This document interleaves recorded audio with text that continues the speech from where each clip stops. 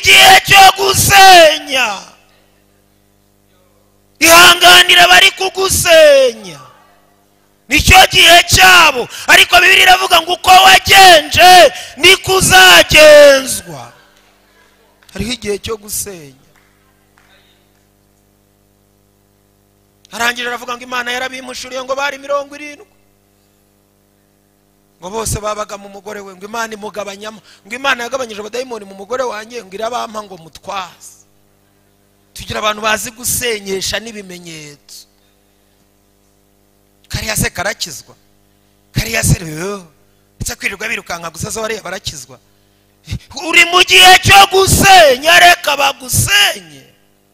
Ndetse babanze bagusenye wangu, babanze bakwangize na fondasiyo bayicukure. Ariko umva uko Bibiliya yanditse, iravuga ngo ubwo twatewe mu rugo rw'Imana tuzashishira mu bikari by'Imana yacu, tuzakomeza kwera, tuzagira n'amakakama kuko twatewe mu rugo rw'Imana. Haleluya, haleluya, haleluya, haleluya, haleluya. Bahaye ikaze mwese mu ijambo ry'Imana.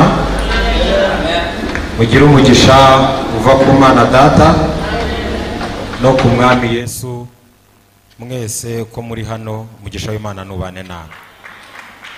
Nitwa Pascal Barakagira, Imana ihabwe icyubahiro. Mbahaye ikaze mwese mu ijambo ry'Imana. Munkundire nakire abantu twazanye turi kumwe bamerekeje. Nakire Ntaganzwa Plaisir abaramutse. Tumwakire abaramutse aho yicaye, azamura amaboko abaramutse niba atasohotse. Hanyuma arasohotse. Nakire Badenaniriza Charles wariyo mukwano gwange yavuye Kampala, tumwaniza muri rya Yesu. Waringa bamwita Charles abade mukwano gwafe ngawurire kigambo cya Katonda abadayagara kuyingira mu cyaceno ngo asohoke mu muherezo wo mukisa musumba wafe.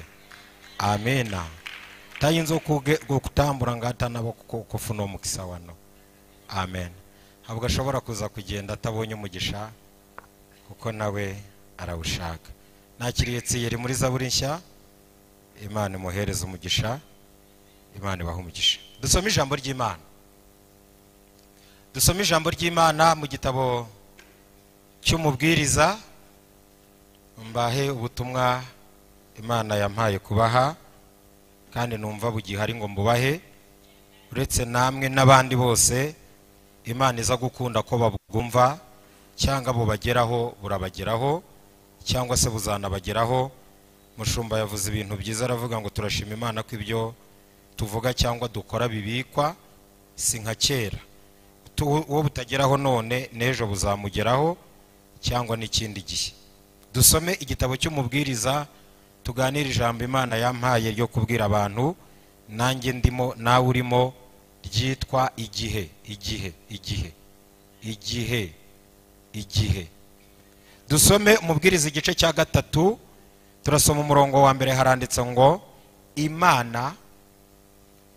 Imana igenera ikintu cyose igihe cyacyo. Ubwo dutandukanya amagambo tuvuga ngo ubwo nyine ngo ikintu ngo igihe n'igihe cyacyo. Nta gihe n'igihe cyacyo kibaho, ni ijambo riba ritarangiye kandi riba ridakosotse. Igihe n'igihe cyacyo ntibibaho, ahubwo ikintu kigenerwa igihe cyacyo. Uvuze ngo igihe n'igihe cyacyo sibyo, ahubwo ubugarutsemo rya jambo ukaricurika ukaricurukura. Nta gihe n'igihe cyacyo kibaho, ahubwo ni ikintu kigenerwa igihe cyacyo. Nibyo twakira ijambo ry'Imana. Bibiliya iravuze ngo ikintu cyose kigenerwa igihe cyacyo, n'icyagambiriwe munsi y'ijuru cyose gifite umwanya wacyo. Ikintu cyose kigenerwa igihe cyacyo, n'icyagambiriwe munsi y'ijuru cyose gifite umwanya wacyo. Ijambo ryitwa kugambirira icyagambiriwe ntabwo bimeze nk'ikiriho. Viziyo ni icyagambiriwe kiratangazwa ariko kitarakorwa, giteganya gukorwa.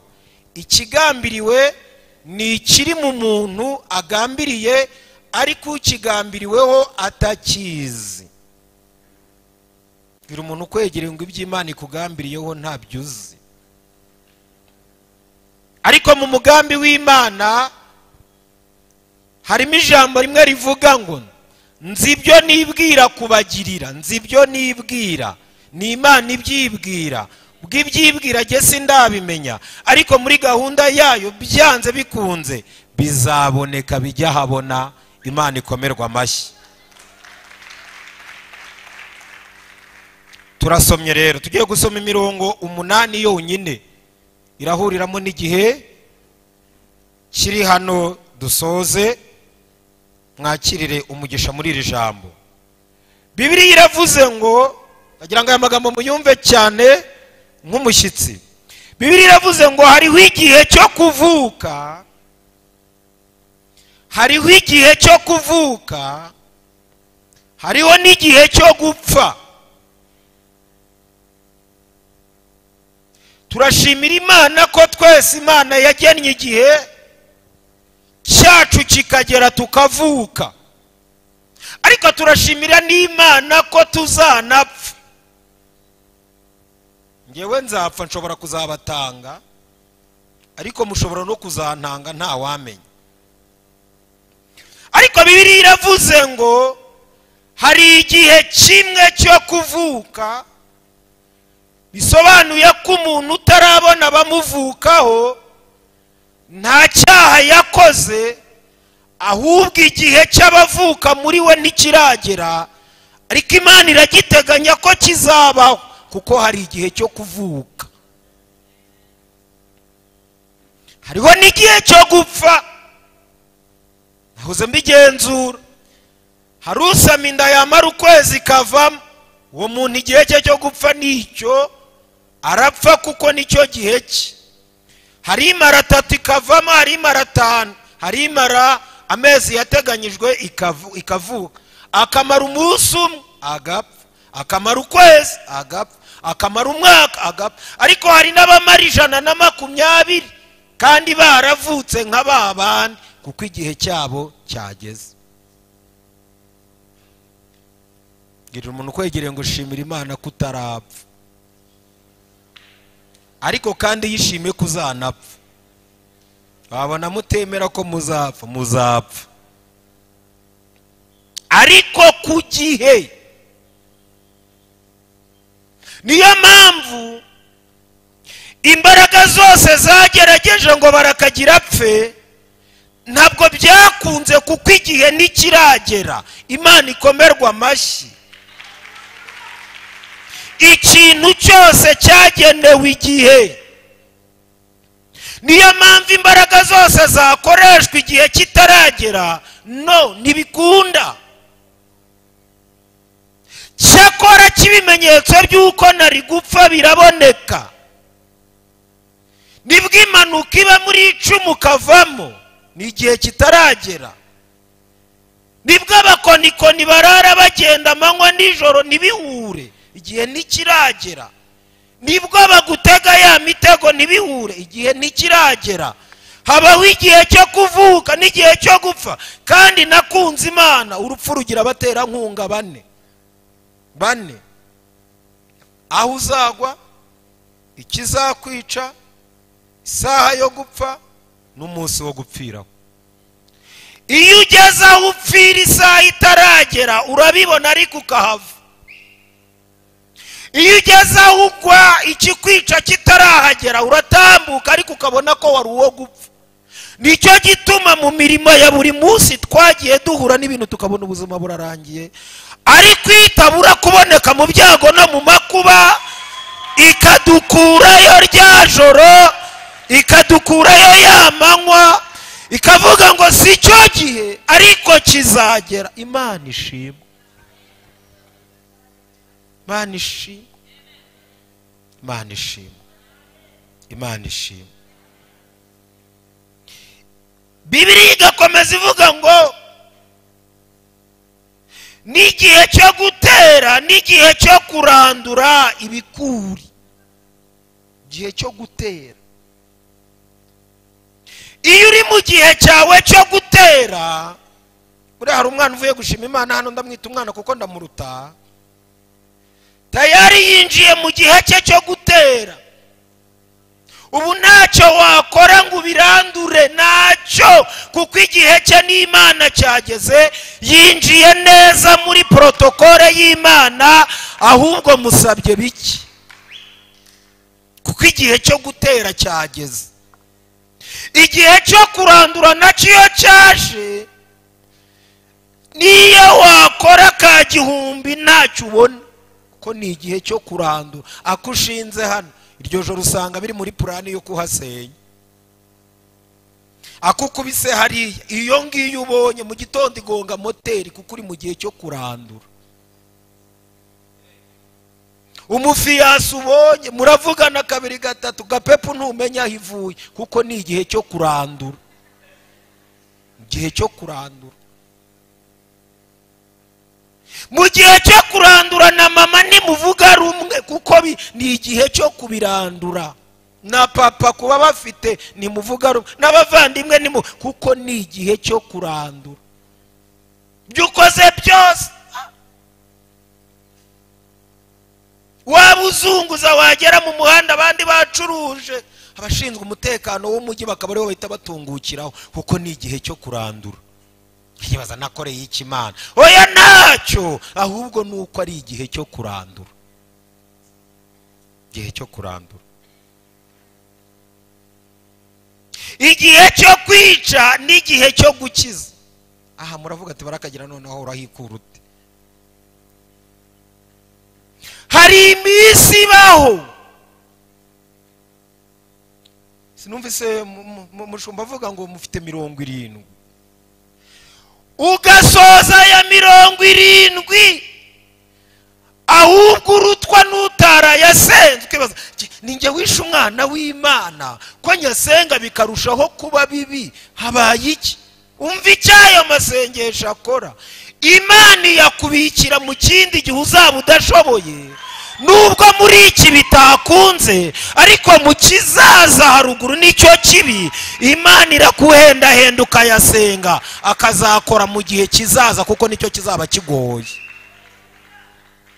Gihe cyo kwica, ubisi ifite systeme iryoshye, ntigifite bya bikoresho gakondo, ntabyo igifite, aho gifite systeme y'uburenganzira bwanjye, kugira ngo ibone uko ibigenza. N'uburenganzira bwacu, n'uburenganzira bwabo. Noneho muri bwa burenganzira biremewe ko umuntu usamye inda itateganyijwe agomba kuyikuramo, kuko ni igihe cyo kwica. Biremewe ko bigenda gutyo, kuko ni igihe cyo kwica. Ariko mvuko Bibiliya ivuze, iyo icyo gihe kivuyeho, habaho n'igihe cyo gukiza. Turashimira Imana ko turimo tuva mu gihe cyo kwica twinjira mu gihe cyo gukiza, kuko Imana irimo ivuga amagambo akomeye ivuga ngo sinzagomeza kuruhanya n'abantu, ahubwo icyo nagambiriye munsi y'ijuru nzagikora. Ubwo rero Imana irimo irerekeza muri gahunda yo gukiza. Kwica kurimo kuragenda gushira, Imana iramburirwa amaboko.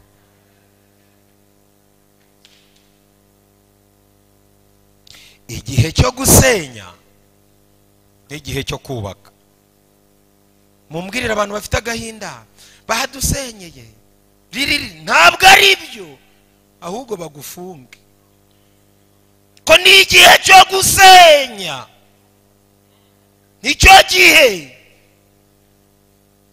ahantu hacu twari dutuye, wayavuga utayavuga harase, kuko ni igihe cyo gusenya. Nigize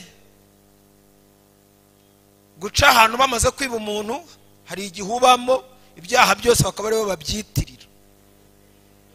Bamaze kwiba umuntu undi ahita avuga ati ariko iki cyana nacyo kirareba nk'ibandi, ati ni kiza gisobanura bibye, ndaza bankubitira ubusa. Hari igihe uba mugasa n'ikibazo, barandi abankubita izepfa abankubita za ruguru. Ngiye kumva numva umwe aravuze ngo piga mujinga, ngo naleta matatizo hapa bila mpango, piga mujinga. Numva ndarambye ngo we bumbafu, ndavuga noneho barankubise bongeyemo n'ibitutsi byo mu zindi ndimi. Niho nahise ubu nta gitutsi wantuka ngo mbabare kuko bantutse no mu zindi ndimi. Yes, baramvutura mama, banjyana kumfunga, ngeze muri prison ndisaza ngo bamuyoboza we. Abanyururu barambwira ngo wasara utasara urabukora, warira utarira ni igihe cyo gusenya, tacuri ubihindureho. Ariko ndashimira Imana ko basenya amatafari n'amabati, imitima y'abubaha Imana igasigara, kandi iyo isigaye Imana niho izamukira ikavuga ngo wabonye umukiranutsi wanjye ko yubaha Imana kandi akirinda ibibi nubwo yasenywe. Igihe cyo gusenya kabaho n'igihe cyo kubaka. Umuntu aragusenya akoresheje ururimi, kagusenya. Umuntu yigize kunsenya ngiye kubwiriza, aravuga ati uyu mugabo mubona hatafite abadayimoni 40 niko Imana yambwiye. Ko 40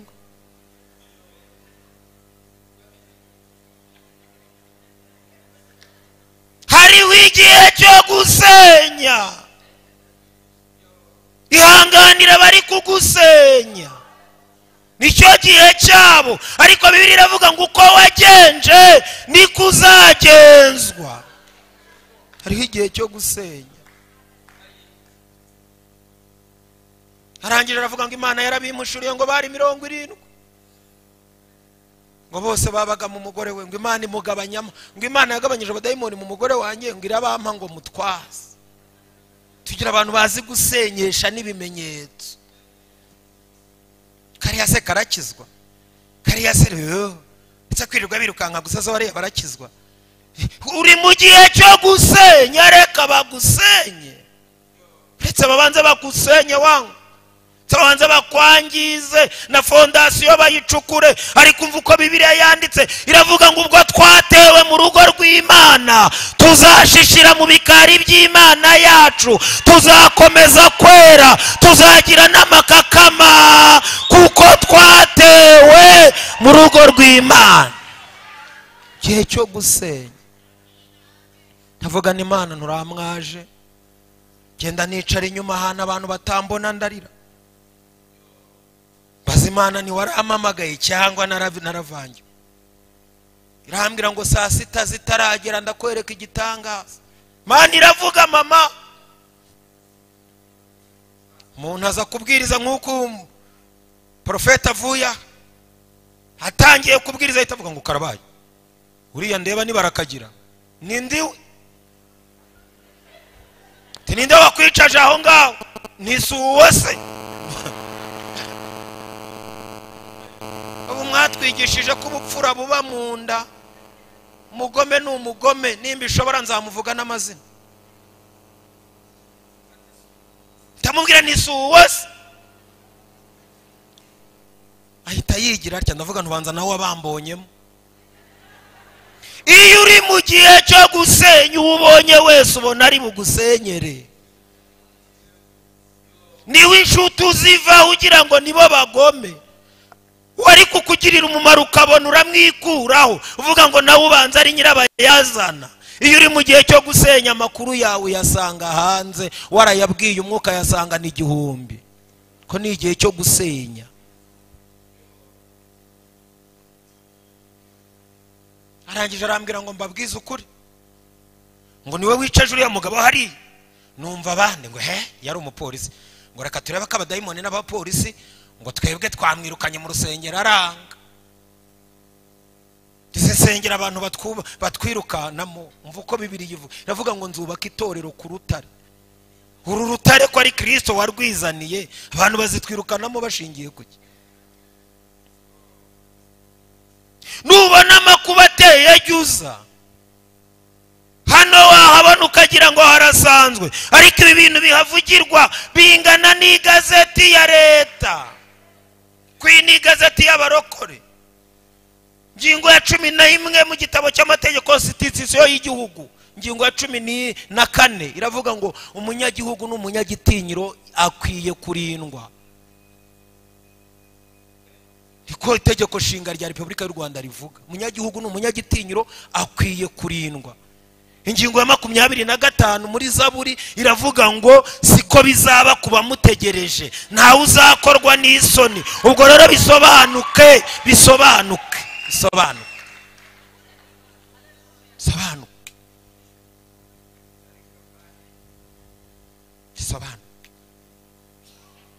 Ahita avuga ngo ngwino hano mwitanze, harambwira ngo umva nkubwire wa mugabo, abwira uwo mugabo amubwira ngo wantumiye ariko mvuze ubutumwa barakagera yicaye byaba ari ikibazo. Barakajya kiravuga Imana, niba hari n'ikibazo ufite kizakemuke nyuma, akiravuga Imana nanjye nyumve. Shuti yanyu navuze Imana amasaha 4, ndavuga numva nishaka sinzongere, basubiza mikoro yabo kuvuga abadayimoni baragendana n'ubu ntibaragaruka, ntumbaze cyabajyanye. Iyo uri mu gihe cyo gusenya nawe utazi, n'umukozi wizaniye aragusenya, n'umuturanyi aragusenya, n'umupangayi wawe aragusenya. Ariko iyo Imana ije iravuga ngo noneho dore igihe kiraje ndetse kirasohoye, ngarukanye ubushobozi. Umva uko Bibiliya ivuga, iravuga ngo nari narakuretse ariko noneho nzakugarukaho ngufitiye imbabazi. Gihe cyo kubaka. Mureka mbarangira akantu keza. Uziko habanza ibibi, aho twasomye hose mwumvise hari ikiza kibanza, habanza ibibi nk'ibyo ufite ariko hagasoza ibyiza nk'ibyo uri mujyamo. Harabanza ibibi nk'ibyo ufite ariko hazasoza ibyiza nk'abiri uri mujyamo. Imana ishimwe.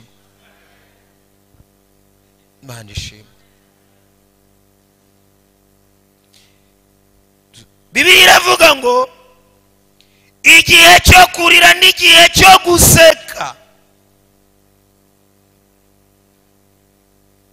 Hari igihe urira ukagira ngo ni wowe muntu ukora mu myotsi, ukagirira ukava kurira.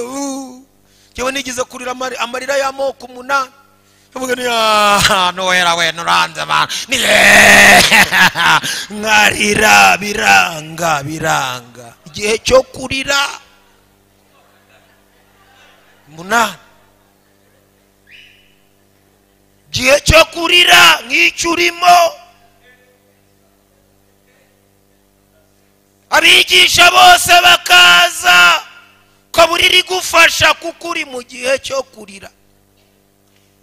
Aba bana bagahagarara hano bakazamura hambanati ukaburi guhambanata, bakazamura warakoze Mana ukaburi icyo yakoze kandi uriho kuko uri mu gihe cyo kurira. Bakaramya uwera yangiriye neza nuko atari mwe, kuko uri mu gihe cyo kurira.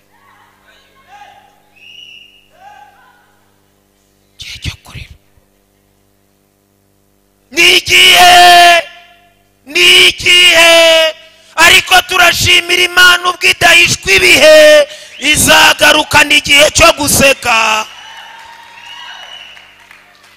Yewe nigize kurira imyaka 5 n'amezi 11,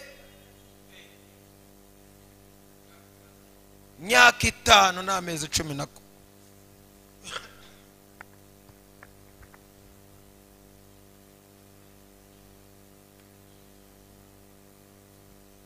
Ndarira najya mbaza Imana nari kubundi umora iki, gaceceka gategura ya 21 nkongeraho 5 nkayongeza 4 nkayibwira ni basi reka nongeraho 4 ndebe kuzumva. Higeze gusenga 80 Imana neka jewe nsenga ataba muri Bibiliya ndebe. Gihe cyo kurira sengera mu mazi ahubwo ukavamo warwahererije, mu gihe abandi hisi ivuganiramo nabo. Se mwese nta muntu urajya gusenga ukagenda uvuga ati Imana icyama Profete Ernest akankoraho akabwira abandi wowe akagusimbuka ukagira ngo ari icyo upfa n'umuryango wiwa. Ni igihe cyo kurira.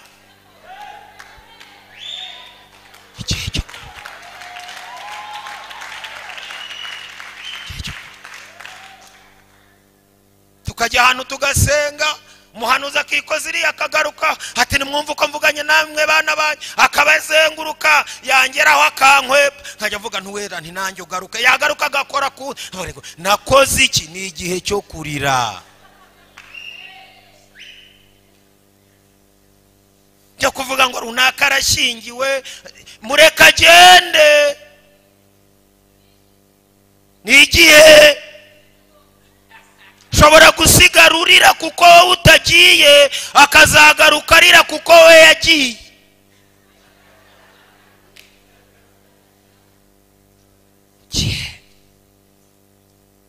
Ariko Bibiliya irongeye ngo habaho n'igihe cyo guseka.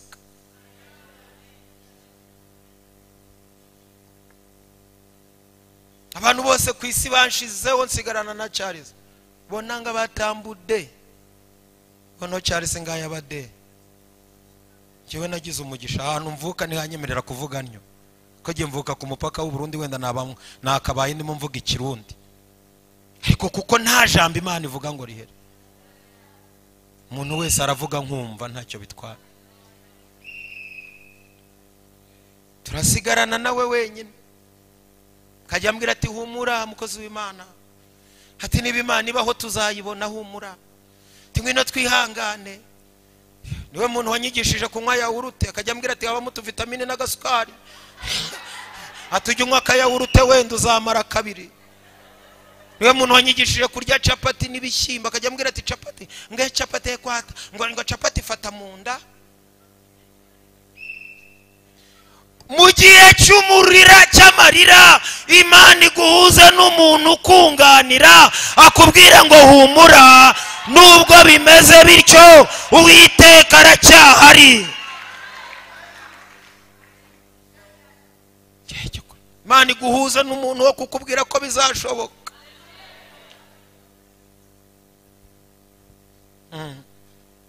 Nyuma y'imyaka Imana imaze imyaka 5 itavugana na barakagira kandi nkora. Numvire nta muhanuzi nsange Nyamirambo kuri stade. Navuye gushora urubanza. Navuga ntuwite. Uri umugabo nkabundi ngwino tubwizanye ukuri. Reka tubwizanye ukuri mbabarira nkubwire. Ubu koko umuntu w'umugabo arihandagaza akababaza umugabo mugenzi we nk'ubu mpora iki? Gihe cyo kurira kandi agahinda karambye gatera amaganya atukana. Gahinda kamaze igihe gatera konda, niko Bibiliya ivuga, gakurura amaganya atukana. Niko mwabaye. Ariko ubundi ugasanga ni wowe uhimba abantu icyo bari cyo kandi ntawe ukubona kuko ni igihe cyo kurira. Ariko turashimira Imana ko hagarutseho n'igihe cyo guseka.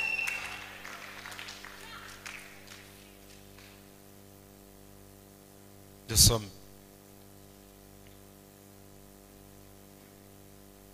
igihe cyo kuboroga n'igihe cyo kubyina. Ngiye kubaza ikibazo, kuboroga ni iki? Nagira umuntu umwe unsubiza, kuboroga ni iki? Kuboroga no kurira ntimubihuze, si bimwe. Kuboroga ni iki?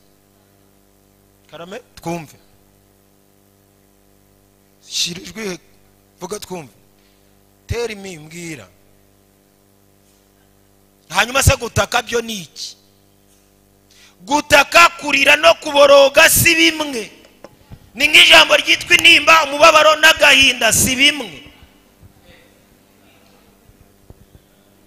intimba umubabaro n'agahinda si bimwe, nubwo byitwa kimwe si bimwe. Intimba ntigishira, agahinda karashira n'umubabaro, ariko intimba ni ikintu umuntu ahorana. Kandi ndashimira Imana ko intimba itabuza umuntu kujya mu ijuru, kuko intimba zanjye yarazikoreye, niko Bibiliya ivuga. Amaganya yanjye arayanyakira, yaka nk'inyenyeri iteka, n'uw'igikundiro. Agahinda ni ikintu kikubaho kigutunguye ariko kigashira. Yo ndababaye barakagira yapfuye, ako ni agahinda, ntacyo bikoraho. Nimuva gushyinguranywa sitoro nta na contribution watanze, gahinda gareta gashira. Gahinda karashira kuko mwese mwaratabaye murarira muzana n'indabo, ariko nta warayeyo. Ariko intimba ikurazayo. Umubabaro ni ikintu nari niteze kuri bunkorere nkakirindira nkakibura, ni ikintu nari ngutekerejemo sinyibone, urambabaje, ariko undi ntakimpa ndakwibagirwa. Ariko intimba ni igikomere cy'ibindani kimenywa na nyiracyo, ntigisigwa amavuta nubwo wayisiga, ntago bakishyiraho amazi nubwo wayanywa, ntikiryama heza nubwo waba wafite. Uhorana intimba, icyo bita igisebe gikomereka buri munsi. Nk'ubu umubyeyi utagira umwana wazi icyamwishe, ntacyo wakora ngo amwibagirwe kuko ni intimba. Ariko uwabyaye umwana agapfa arabyibagirwa kuko yahuye n'agahinda, yabyaye undi.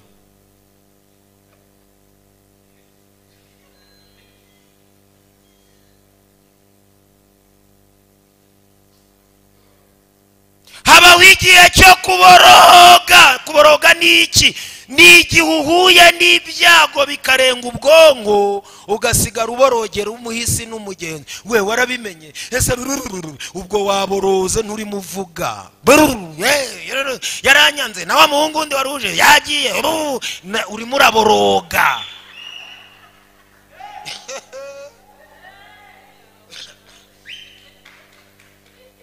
Habaho igihe cy'umuborogo, hakabaho n'igihe cy'iki. Niba mwasomye, njyewe murambabaje niba mutarimo musoma. Zo Bibiliya zimaze iki? Fata Bibiliya dusome. Habaho igihe cy'umuborogo n'igihe cy'iki? Igihe cyo kubyina. Iyo uvuye mu muborogoro niho utangira.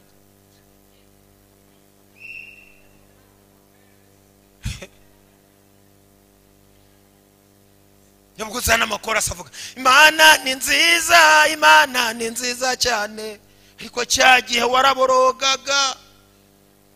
Imana imbabarire ikora ikintu kimeze gutya, inyuranye ibihe.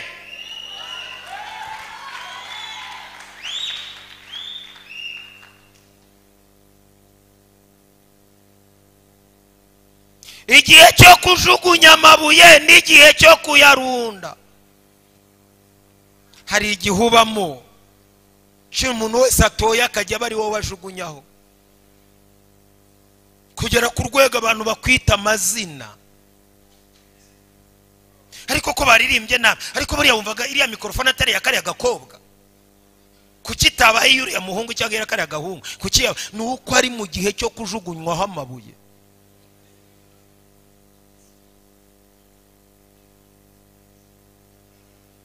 Wacu yabivuza abantu bakajya gutura, kuko abantu nibazi ko bamujugunyaho amabuye naho agikura, akiyanda yanda agahagurukana igiceri cye cy'ijana, kavuga ati batabona nanjye nice, bakiba agakubitamo ijana. Kubera iki? Bamurunzeho ibibuye nta buhumekero. Ariko abo yakabwiye nibo bayamurundaho, kavuga ati batagira ngo nanjye nasuzuguye Imana, agahagurukana ubusa. Ko ni igihe cyo kurundwaho amabuye. Bibiliya yashoje ivuga ngo ni igihe cyo kuyarunda. Dore ikintu cyanejeje, aya mabuye iyo hageze kuyarunda, bamwe bayateraga ni wowe uyahagararaho ukajya ubarebera hariya hasi, ukajya uvuga ati mwabishakiraga iki? Mwage byite byanyu. Igihe cyo kurunda, gutera amabuye n'igihe cyo kuyarunda. Nagira ngo nkubwire ngo uri mu isaha yo guterwa amabuye, ariko hari n'igihe cyo kuzayarunda ukayahagararaho.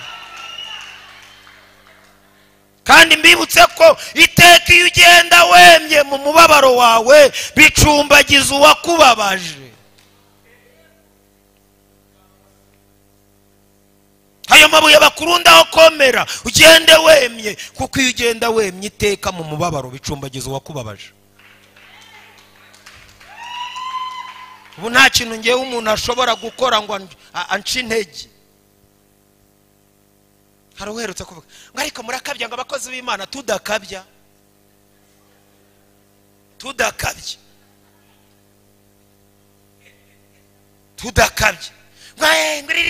Hari wigeze kumpamagara namwe ngo ariko mwirirwa muvuga ngo Imana yabahaye akazi ngo badepoza he, ngo bandika bate, ngo n'ubushomeri buri muri iki gihugu, ngo mwirirwa muvuga ngo Imana itanga akazi, ngo yabahaye akazi, ngo uri umukozi w'Imana, ngo wize he.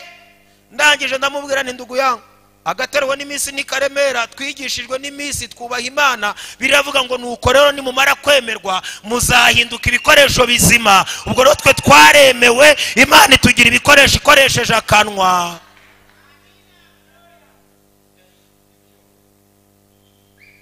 Ngo mujye mureka imitwaho ngo nimugakabye. Ndamubwira nawe ubu nteye umujinya ngiye gukabya.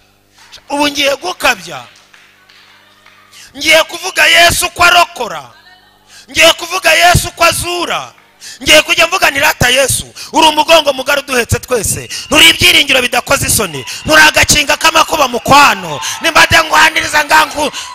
Ngiye gukabya, nibinarimba nzajya nicara hasi mbwira Imana ntumva, sinigize nguvuga nashinze umutwe, nshinga umutwe nzamura amaguru mbwira isi ni wasi, bikubera isomo yampamagaye niyo kwizerwa.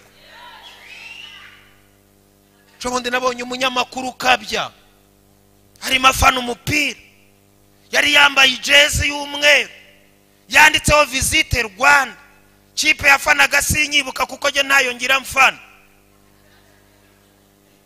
Ngiye kumva numva arimo arogeza ageze hagati, numva aravuze ngo go, ijwi riragenda ngira ngo aracecetse. Ngiye kumva numva aravuze niba Kawunga, sinzi niba ko kantu umwana kabonye, niba Kawunga yari yakazanye muri studio, mbona kasa Kawunga muri studio, mbona kojeje ku izina ry'ikipe afana, mbona ramize. Nimba abantu bashobora kumva amakipe yabo ari isosi, gufana kwabo bakumva n'ubugari, Imana yanjye nzayireke, Imana yanjye nzayihorere, Imana yanjye nzabure kuyivuga. Nzavuga Imana ku manywa, nzavuga Imana nijoro, nzavuga ko Yesu ari umukiza, nzamwamamaza. Nanjye nibirimba nzajya mvuga nirata Yesu.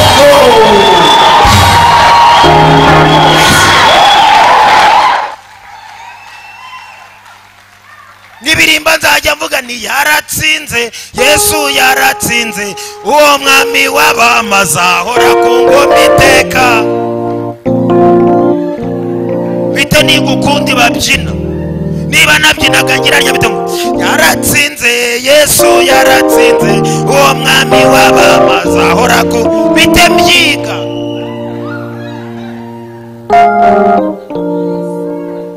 Nzakabye ko mwese ntawe nsigaranye iwacu bapfuye, nzakabya mwese ntawe ndwarije umugore arwaye, nzakabya mwese ntawe nshingiye, nzakabya mwese ntawe nkuyeho abadayimoni cyangwa nkanyize karande mbi. Wite nzakabya Yesu, nzakabya, nzakuvuga nitaye ku rucantege.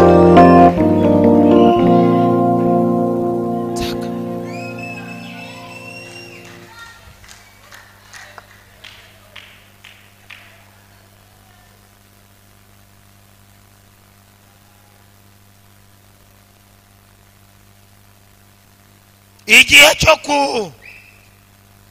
cyo gushaka n'igihe cyo kuzimiza. Ubaye ufite Bibiliya y'Icyongereza nibwo wakumva aya magambo.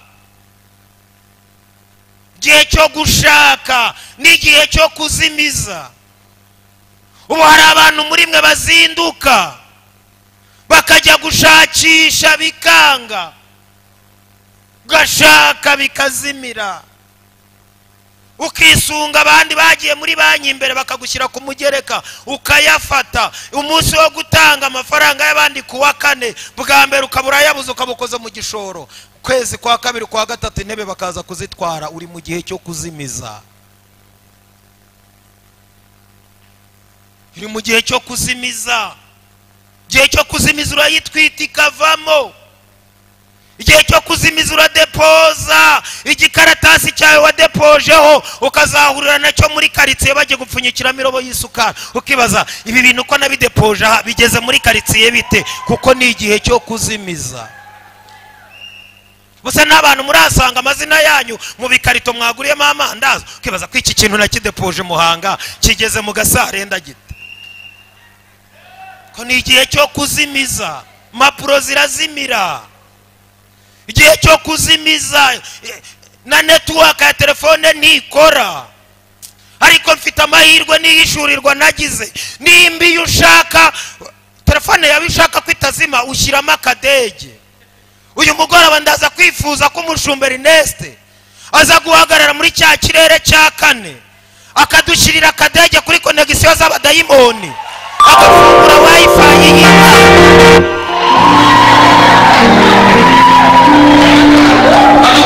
Dukubitiramo akadege wangu.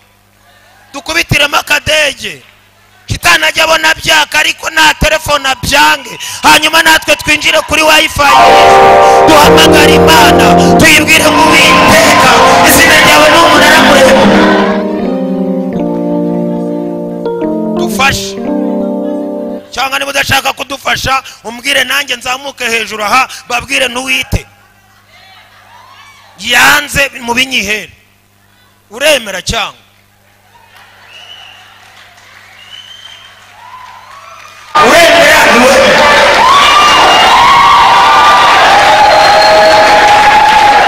Nuko rero ubwo dukorana nayo nubyanga ndahita mbisaba. Ubwo dukorana nayo turabinjira. Yabyemeye mukomere Imana amashyi.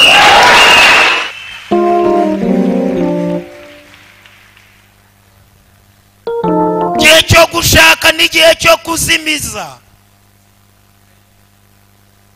Igihe cyo gushaka ushaka inshuti ikagenda ugaheba.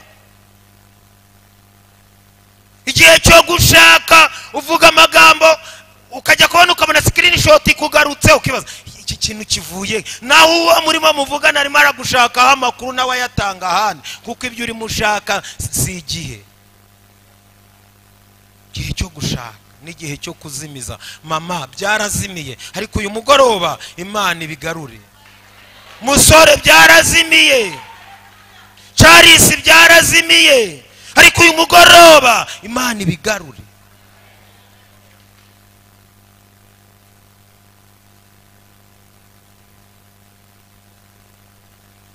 Igihe cyo gushaka n'igihe cyo kuzimiza. Igihe cyo kwimana n'igihe cyo gutanga. Nta muntu ufite icyongereza ngo nsomera aya magambo dusomye. Igihe cyo kwimana n'igihe cyo gutanga. Nta muntu uyifite ngo mwumve uko handitse.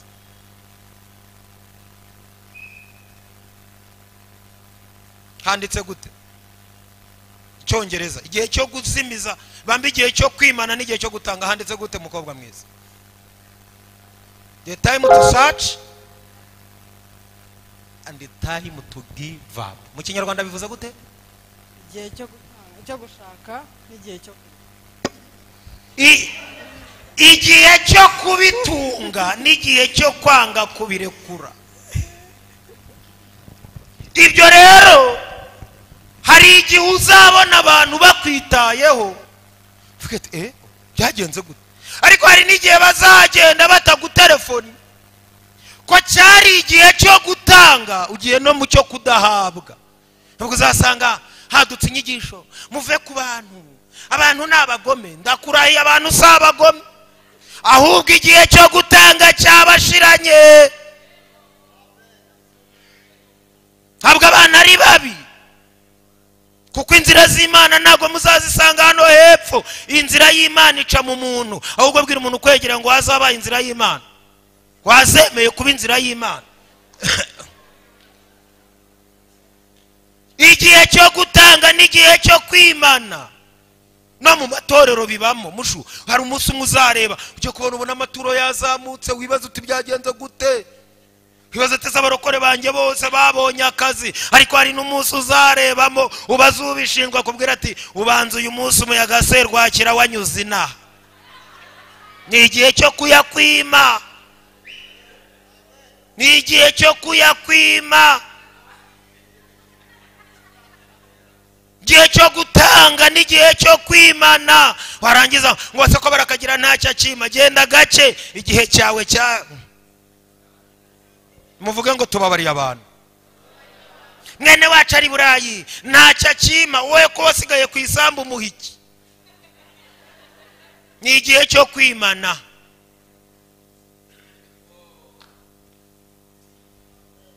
Ariko hakabaho n'igihe cyo gutanga. Igihe cyo gutanga kikuzeho, Imana ikumpere. Higeze kugera mu gihe ngiye abantu bose baranyima, mpimba umutwe ndavuga ni nzabaho ndi umurokore. Umugabo umwe witwaga Vensa, abo n'umupastori, arambwira ati barakagira, ati nungutse igitekerezo, ati uri ibishyimbo bidahiye ubyimba inda, ati none ngwino tujya muri resitora tubahatira ibirayi, twebwe baduhe kuri bya bishyimbo bitarashya neza, twongereho ibizi byinshi, turwara inzoka tumara iminsi myinshi twaratumbye twarabyimbye inda.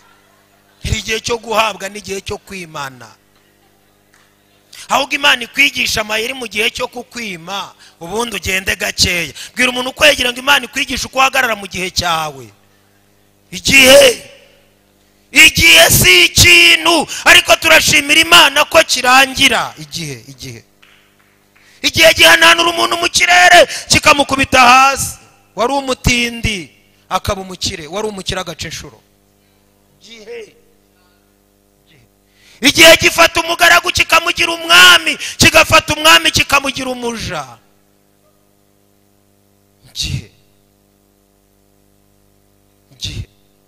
Nzi umuntu wahoze akomeye, ubu ngubu yirirwa acukura amabuye y'agaciro muri mine Ishyorongi kubera igihe gigushyiraho gishaka, so gishyiraho ushaka. Dushimira Imana iduhagaritse mu gihe, ikajya ivuga ngo nzaboherereza intumwa n'abahanuzi bahanurira igihe. Mushumba utubabarire uhanurire ibi bihe abantu bahagazemo, ubihanurire, ubibwire ngo mwabihemwe, iyi mpamagara niyo kwizerwa, kuko Bibiliya iravuga ngo nimuguma muri nge amagambo yanjye akaguma muri mwe, musabe icyo mushaka. Utubabarire udusabire ibi bihe. Ubu ntacyo wakora ngo ugabanye ibiciro, ni igihe ntacyo.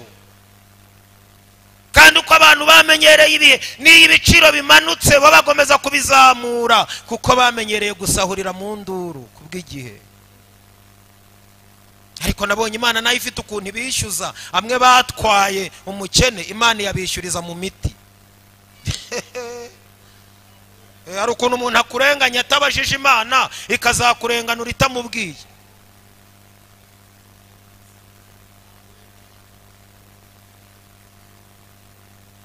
Akakwiba we, yarangiza ajya kwa muganga bakamukubita ordinance y'ibihumbi 416 akayatanga ahandi ntacyo. Ibihe yeah, 416.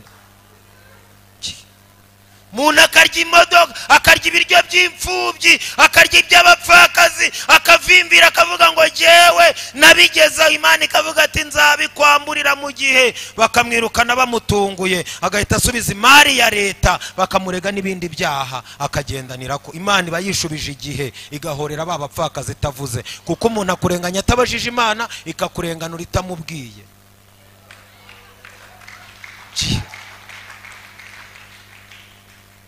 Umuntu yigeze kumbwira ngo nzapfana runo rutwe, kera nagiraga urutwe.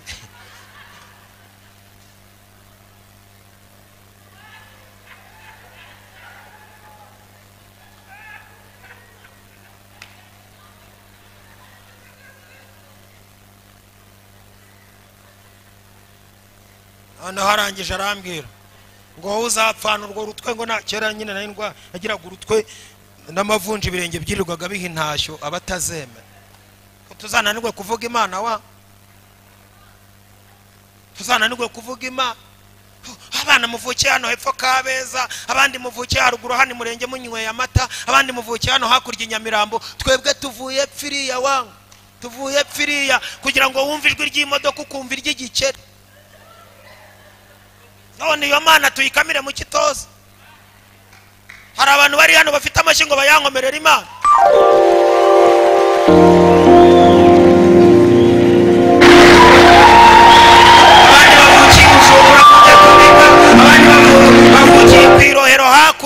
Abandi bavukiye kurya 10, abandi bavukiye hakurya mu Kigobe, abandi bavukiye hararararara. None nanjye uturutse pfi ngiyi muri Gisagara nzabishinge Imana ni yamamare.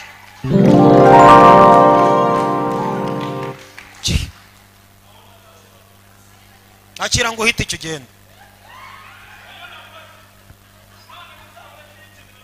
akira ngo uhite icyo.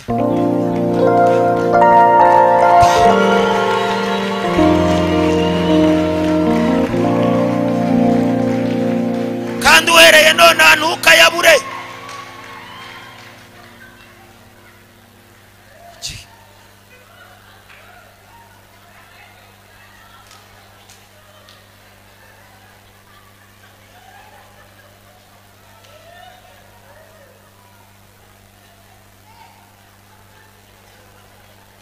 Igihe cyo gutabura n'igihe cyo kudoda. Birashoboka kuri mu gihe cyo gutabura, iyo byatabutse nta ukubona, iyo byatabutse abantu bose babona uri ikizira, ariko henga Imana izana urushinge shindano itangira ibidode, buri wese ubona, buri wese Mani badodere mu izina rya Yesu. Haleluya. Igihe cyo guceceka n'igihe cyo kuvuga. Abarokore muri hano mu gitabo ngwame uragarutse cyaraho hano ubundi utazadusiga. Mani kuhita umutima wawe ushaka.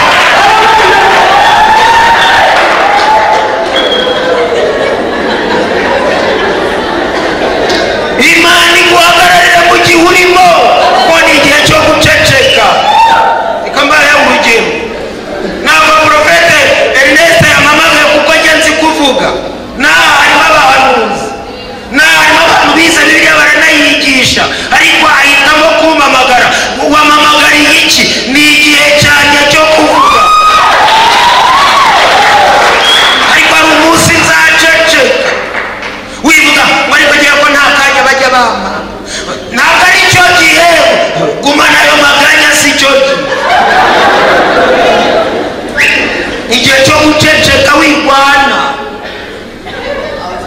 Barakagira zaza twakira umukozi w'Imana Profete riri, kandi hano hari umuntu abo bita ngo n'abakontoroza kureba akavuga ati Zeminikita bire kizemo seri wayikota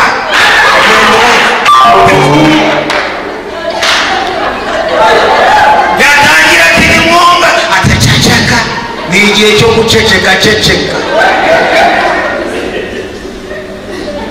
Hari abantu Imana yashyiriweho kuba abahanuzi bahanurira amahanga. Hari n'abahanuzi bo mu isibo, mu midugudu, mu tugari, mu mirenge.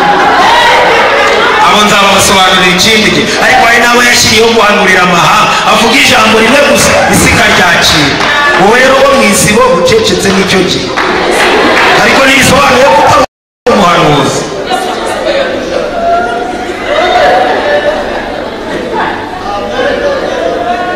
Utaha ni mu nkinginga nzababwira ukuntu twe turuta abamama batubyara, turuta ababyeyi bacu.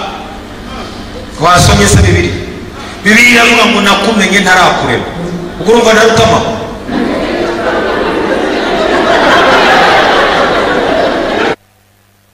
Nimubisome.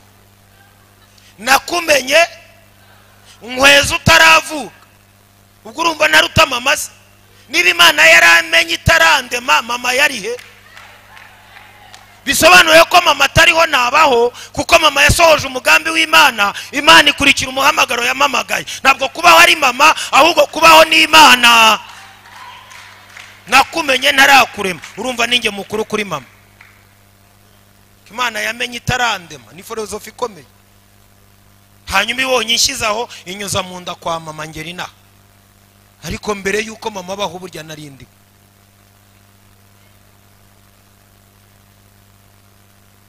Igihe cyo gutabura n'igihe cyo kudoda.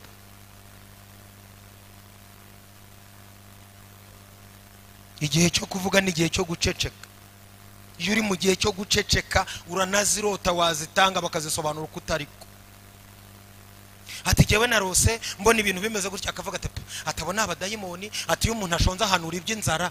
Ntabwo ari iby'inzara, nuko ari igihe cyo kutavuga. Ngari kuri yahora hanura ibibi. Nicyo gihe nyine ari mu gihe cyo guceceka, ariko ibyahanura nibyo. Ngari kuri ya niryo jambo ahorana, niryo nyine.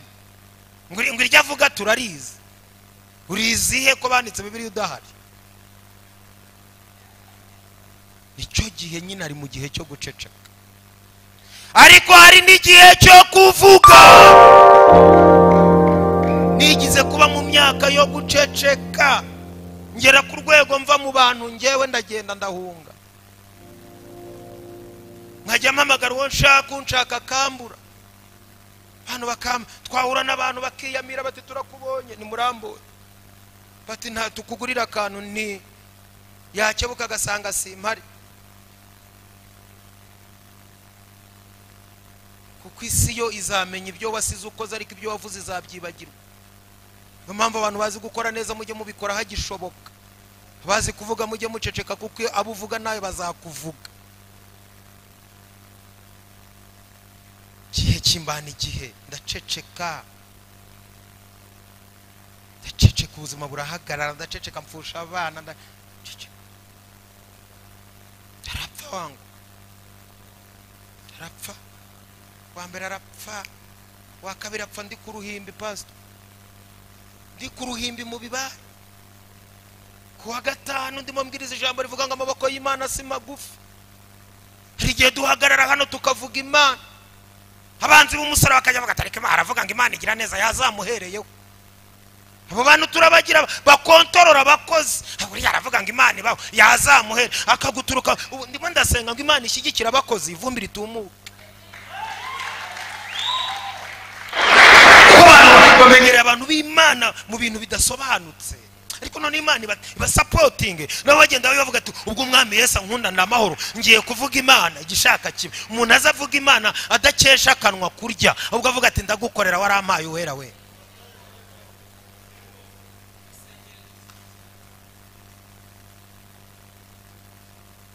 Azavuga ati mfite akantu. Azavuga ati mfite akantu, umwana nataka ndahita mutegera. Icyo gihe mukwiye kujyamo, nicyo gihe dukwiye kwinjiramo. Ko abantu badusuzuguriye Imana, tubaza ngo Imana mwirwa muvuga iri hehe. Vuga bwese ko ejo bundi abantu biriwe kuri radio batuvuga, sinyivuga. Barabyuka mu gitondo ngo kajye kumva abana ngo areba ngo areba ngo bameze ngo nk'intama zo kugaso. Badusuzugura n'Imana, ndababara. Iryo teka mitwe ryaje ndabarahuruye ngo ndasaba leta ngo izajya isoresha amadini. Baratuvuze, ndavuga nari kuwera we wadushyigikiye ikamenyekana kuko igihugu kirimo abakozi b'Imana nacyo kigira amahoro. Kandi mugira ngo amahoro dufite turayakesha ingabo n'abapolisi, turayakesha umwuka ukorera mu ngabo n'abapolisi. Ntimugacurika ibintu. Amahoro dufite turakesha umwuka ukorera mu ngabo n'abapolisi, ntabwo tuyakesha abapolisi n'abasirikare, ahubwo turakesha umwuka ukorera mu basirikare n'abapolisi. Ko gusenga niko gutumye tumera nuko tumeze. Bibaye bidakorwa twaba tumeze nk'ibindi bihugu mwumva. Ariko turashimira Imana kuko dusenze Imana iniga amagi, nuko dusenze yafunga amaduze, nuko dusenze ko bitahari ikavuga ati niki cyumweru mukimarisha niki ngiki mwongere mubeho ndumva munejeje nitwa umwami. Imana ikagenda itwongera utunsi kuko yabonye gutaka k'ubwoko bwayo. 8 igihe 8 kuri B, igihe cyo guceceka n'igihe cyo kuvuga, igihe cyo gukunda n'igihe cyo kwanga. Tuza wisakuza n'igihe cyo kwangwa, ariko hari igihe uzakundwa. Nigeze kunyura ahantu umunsi umwe, nabyutse nasogongeye ikigage cy'umuturage duturanye we, kibyuka cyafatanye kuko ninjye wagisogongeye bwa mbere. Najyaga mvoma, none mvomera ibigage mu cyari wacu ngatega n'ifuku, ariko man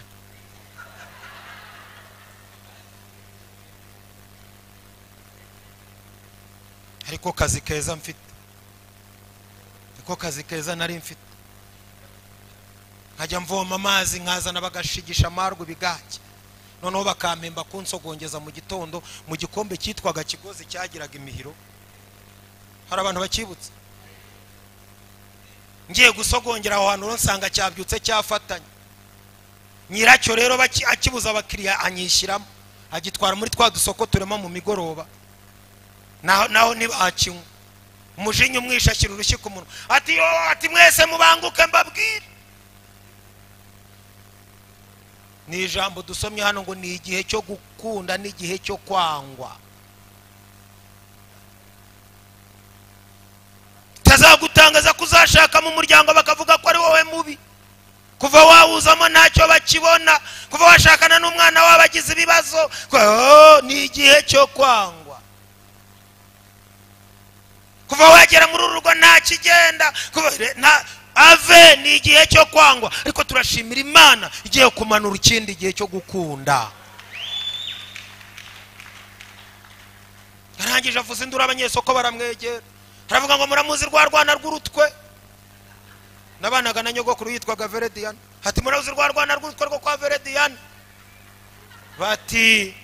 Batuzamubona wese ajya mwirinda atera umwaku. Ati niwe nsogongere ikigage none kiraraye, abakimennye mu isoko. Mbangeze mu gihe cyo kwanga. Uwo duhuye agiye guhinga yakwitema, ati nahuye na yambwa y'urutwe. Ugiye gucuruza atacuruza, bamwiba twahuye, akavuga ko ari igihe wamuteye umwaku. Igihe cyo kwangwa.